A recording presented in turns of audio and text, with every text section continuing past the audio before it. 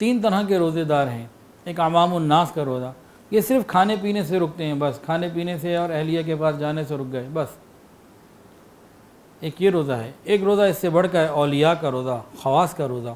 وہ کیا کہ وہ کھانے پینے وغیرہ سے تو رکتے ہی ہیں، لیکن اس کے علاوہ اپنے آپ کو اللہ تعالیٰ کی نافرمانی سے بھی بچا لیتے ہیں۔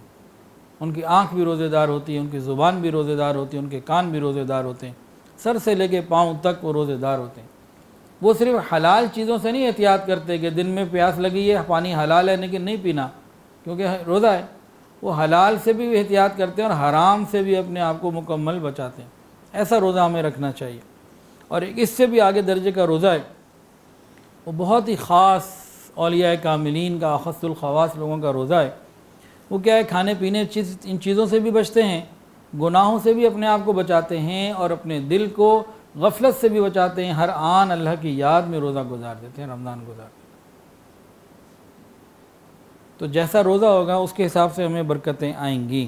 تو ہم ظاہری اعضاء کو بھی گناہوں سے بچائیں، دل اور دماغ کو بھی گناہوں سے بچائیں، تاکہ روزے کی برکتیں ہمیں حاصل ہوں اور تقوی ہمیں حاصل ہو جائے۔ ویڈیو کے نیچے سبسکرائب کے بٹن پہ کلک کریں، بیل کے آئیکن پہ کلک کیجئے تاکہ ہر نئی ویڈیو کی نوٹیفیکیشن آپ کو مل جائے۔